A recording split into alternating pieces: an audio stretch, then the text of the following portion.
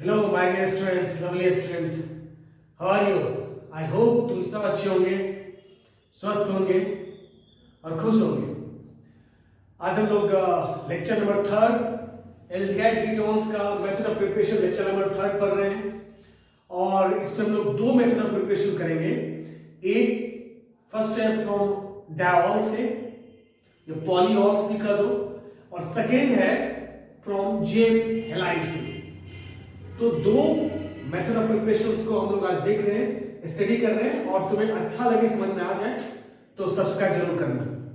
चलो, तो हम लोग मूव करते हैं। फर्स्ट क्या है? Method of preparation of from diols. देखो फर्स्ट है, ये है method of preparation, method of preparations from diols. किससे? फ्रॉम डायऑल्स या पॉलीऑल्स। ठीक है, अब ये देखो, डायऑल्स को हम लोग क्या क्या कहते हैं? डायऑल्स को विसिनल डायऑल्स भी कहते हैं, विसिनल भी कहते हैं, कंसेक्यूटिव टू पोजीशंस पे होते हैं, इसलिए इसे विसिनॉल कहते हैं, पिनोल भी कहते हैं। तो देखो, डायऑल का मेरा मतलब ये था कि कंसेक्यूटिव टू पोजीशंस पे, लगातार दो पोजीशंस पे दो OH ग्रुप होगा, तो हम लोग उससे बनाएंगे एल्डिहाइड या फिर कीटोन। ठीक है।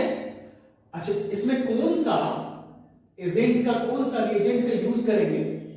तो स्टूडेंट्स, फ्रॉम डायऑल से एल्डिहाइड या कीटोन बनाने के लिए जो हम रिएजेंट का यूज करेंगे उसका नाम है HiO4।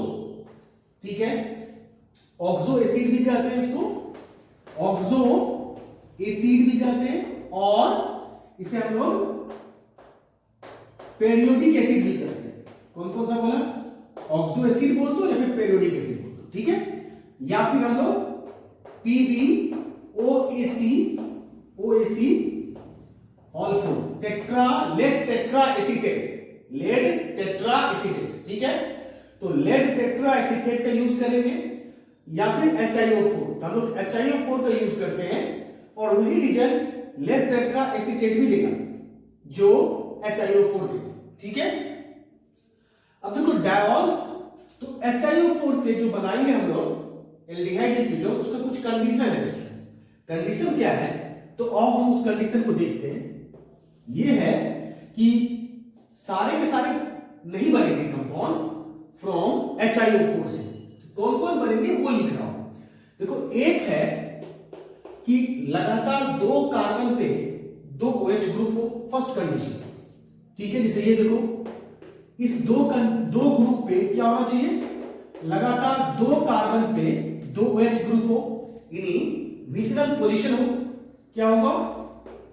विसिनल पोजीशन हो। ठीक है, यानी डायऑल्स जो होगा वो विसिनल पोजीशन पे होना चाहिए, कंसेक्यूटिव टू पोजीशन पे होना चाहिए। फर्स्ट। सेकेंड, कि दो कीटोनिक दो कार्बोनाइल ग्रुप हो, ये लो C डबल बॉन्ड हो, C डबल बॉन्ड हो, C, तो दो कार्बोनाइल ग्रुप हो। थर्ड, एक कार्बोनाइल ग्रुप हो या फिर एक आपका एल्डिहाइड ग्रुप भी हो सकता है। और फोर्थ कंपाउंड, तो फर्स्ट क्या देखा? दो कंसेक्यूटिव OH ग्रुप दो कार्बन पे होगा। सेकेंड, 2 कार्बोनाइल ग्रुप हो सकता है, या फिर एक कार्बोनाइल, दोनों कार्बोनाइल ग्रुप होगा, एक एल्डिहाइड एक कीटोन होगा। और फोर्थ जो मैं बता रहा हूं वो क्या है कि यदि कोई कंपाउंड साइक्लिक है, साइक्लिक स्ट्रेंथ, देखो OH है यानी सिन पोजीशन में है। ठीक है, तो सिन पोजीशन वाले कंपाउंड HiO4 से फास्टर रिएक्ट करेगा, फास्टर एल्डिहाइड या कीटोन बनाएगा एज कंपेयर टू ट्रांस।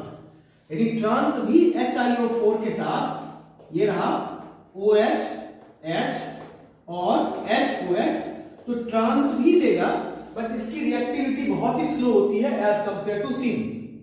ठीक है, कौन कौन सा कंपाउंड है? डायऑल्स है, दो कीटोनिक ग्रुप है, एक कीटोन एक कार्बोनाइल ग्रुप होगा, और ये इस तरह से पोजीशंस होगा। ठीक है, डायऑल्स को हम लोग पिनोल्स भी कहते हैं। क्या कहते हैं इसको? इसको हम लोग पिनाकॉल भी कहते हैं, पिनाकॉल, ठीक है।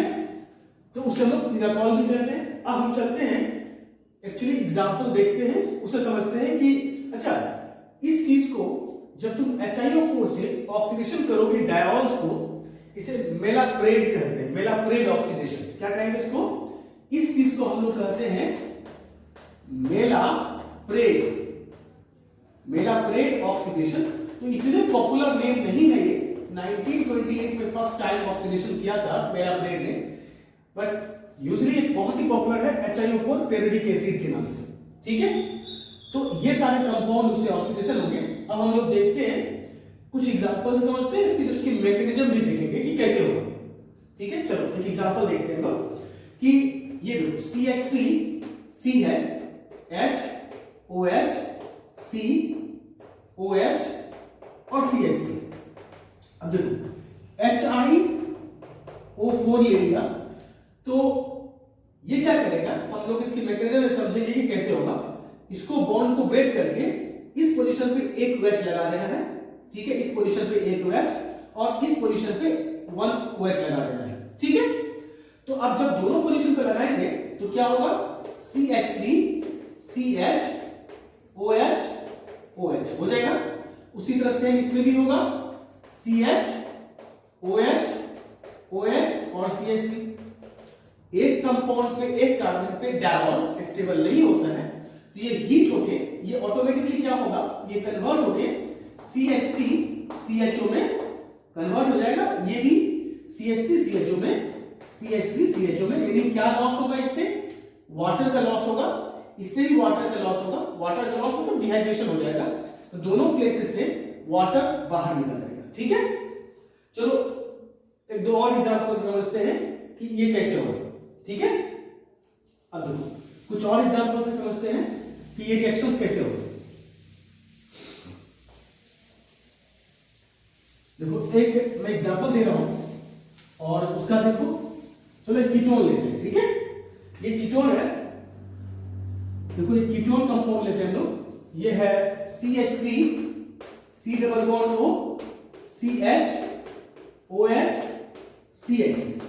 अब इसको HiO4 से करेंगे तो ठीक वही होगा, यहां पे OH और यहां पे OH, तो ये कंपाउंड क्या होगा, C double bond O OH, यानी ये तो एसिड बन गया, ये तो एसिड हो गया। और इसमें आ जाओ, क्या होगा, ये CH3 CH OH और OH डिहाइड्रेट हो जाएगा, इसमें से वाटर निकल जाएगा और क्या होगा, CH3 C double bond O H बन जाएगा, ठीक है।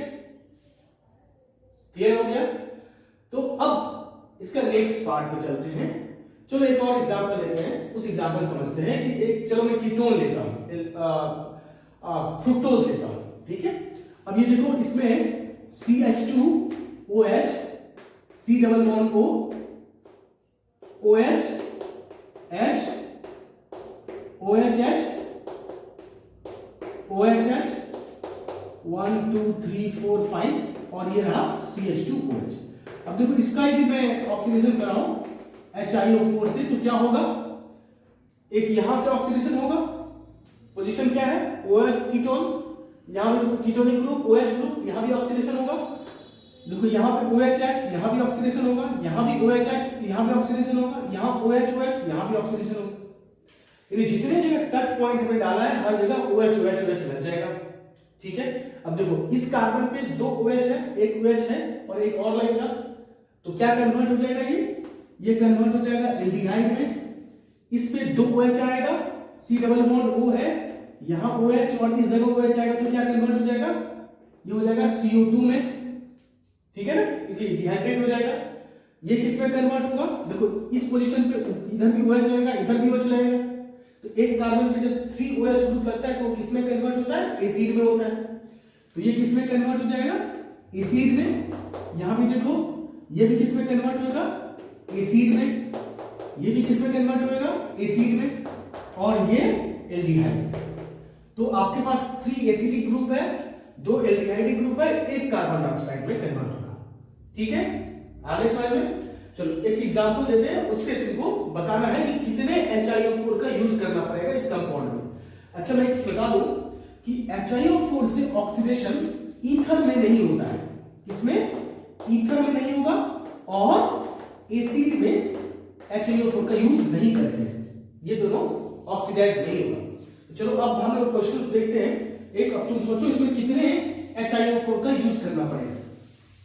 ये रहा एग्जाम्पल, यहां पे मैंने ले लिया CH2OCH3, ठीक है, और इस जगह पे ये है आपका CH2, यहां पे CHOH, ठीक है, और इस जगह पे यहां पे, और यहां भी CHOH, CH2 और CH2OH।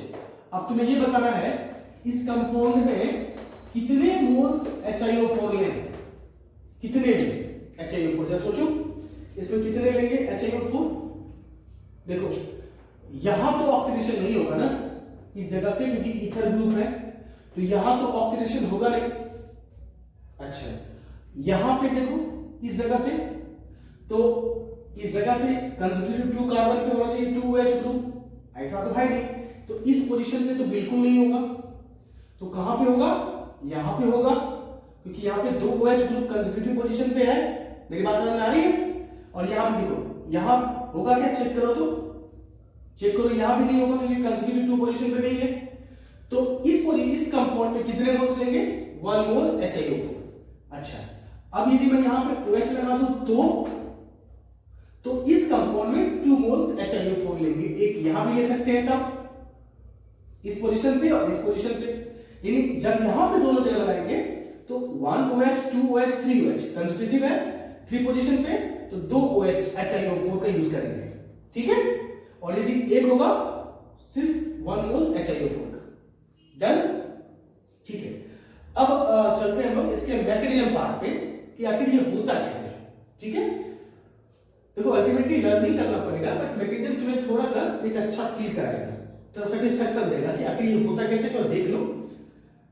देखो तो इस प्रोसेस के थ्रू आप ये जानते हैं कि ये आखिर ये होता कैसे, कैसे इसका यूज करेंगे। देखो HiO4 क्या है? ऑक्सो एसिड से। तो ऑक्सो एसिड में क्या होता है? आयोडीन के साथ काफी बड़ा होता है ना। आयोडीन के साथ काफी बड़ा होता है, इसका मतलब ये हो रहा है कि आयोडीन बहुत जल्दी H को रिलीज कर देगा, यानी फास्ट डिसोसिएट हो जाएगा। ये तो मैं क्या बोल रहा हूं, ये देखो HiO4 जो है ये कन्वर्ट हो जाएगा H प्लस IO4 नेगेटिव। अब ये क्या हो गया? इसके कंजुगेट बेस हो गया, नहीं है एसिड का कंजुगेट टर्म्स ये बेस हो गया। हम बेस से रिएक्शन कराएंगे किसको? ऑल को। तो ये देखो CH2OH है, ठीक है, यहां भी CH2OH है, इसके पास क्या है? लॉन्ग पेयर है, ठीक है ना। I double bond O double bond O double bond O और O पे नेगेटिव। अब देखो क्या होगा इसमें कि ये बॉन्ड ऐसे ब्रेक होगा, ये इस पे अटैक कर देगा, ठीक है। तो सिमिलरली ये भी करेगा। कैसे? देखो जैसे ये स्टेप बाय स्टेप समझते हैं। CH2OH है, पॉजिटिव चार्ज आएगा, आयोडीन यहां पे O negative double bond O negative double bond O, और आपके पास CH2OH है, ठीक है। अब देखो ये स्टेबल तो है नहीं, तो ये प्रोटॉन ट्रांसफर होकर इस पे पहुंच जाएगा, ठीक है। जैसे इस पे जाएगा ये बॉन्ड फिर से क्या होगा? ये प्रोटॉन उस पे जाएगा, तो अब क्या होगा? जो सोचो ये बॉन्ड फिर से इस पे टर्न होगा, इस पे आएगा नेगेटिव और ये अटैक कर देगा इस पे, ठीक है। फिर साइमल्टेनियसली सेम चीज होगा जो ऊपर हुआ है, ये हाइड्रोजन यहां पे ट्रांसफर हो जाएगा। समझ आ रही बात? इस तरह ये हाइड्रोजन यहां पे आया, उसी तरह ये हाइड्रोजन भी इस जगह पे आएगा। तो चलो हम देखते हैं इसका लॉजिक। तो ये क्या होगा? देखो इस जगह पे क्या बनेगा? ये जो कंपाउंड है CH2, ठीक है ना, O, फिर यहां पे CH2O आयोडीन, ये कनेक्ट हो जाएगा, यहां पे OH, इस जगह पे OH double bond O negative. ये बात समझ में आ गया ना कि OH हमने क्यों लिखा है यहां पे? बोलो OH क्यों लिखा है? क्योंकि एक हाइड्रोजन यहां से निकल के इस पे आया, एक हाइड्रोजन यहां से निकल के इस पे प्रोटॉन ट्रांसफर हो गया। अब देखो ये कंपाउंड साइक्लिक पेरियोडिक ईस्टर कहते हैं। क्या कहते हैं हम लोग? Cyclic periodic Easter. ठीक है।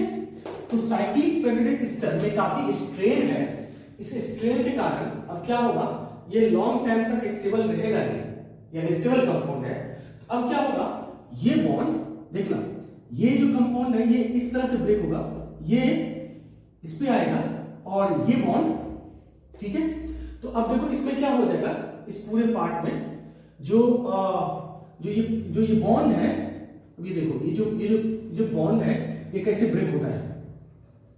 देखो यदि ये बॉन्ड इसको इलेक्ट्रॉन देगा तो ये रीचेबल होगा सोर्स, ठीक है। ये स्ट्रेन होगा, तो स्ट्रेन होने के कारण क्या करेगा, ये इससे ले लेगा इलेक्ट्रॉन्स, ठीक है।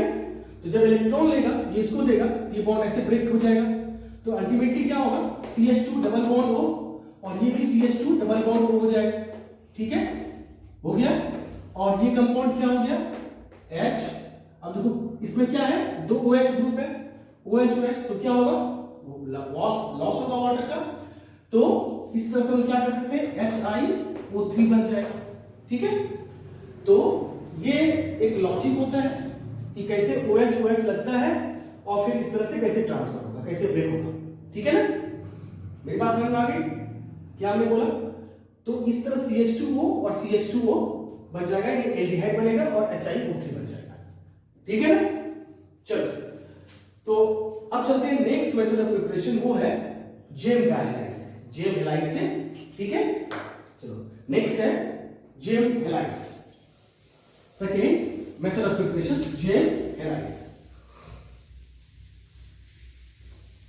देखो जेम हैलाइड से पहले तो ये देख लो कि जो जेम हैलाइड है, सेकेंड प्रिपरेशन क्या है अपन, ये है जेम हैलाइड से, जेम हैलाइड, ठीक है। तो जेम हैलाइड से क्या होता है, देखो दो चीज होता है, पहली बात बता दो कि एक टर्मिनल पे पोजीशन पे होगा, टर्मिनल हैलाइड्स होगा, टर्मिनल हैलाइड्स, तो वो हमेशा बनेगा एल्डिहाइड, ठीक है। और नॉन टर्मिनल होगा, नॉन टर्मिनल होगा तो ये बनेगा कीटोन, ठीक है। अब समझो इस चीज को, देखो सबसे पहली बात कि यदि मैं ऐसा लिखता हूं CH3CH, ठीक है, तो 1 2 Cl और Cl।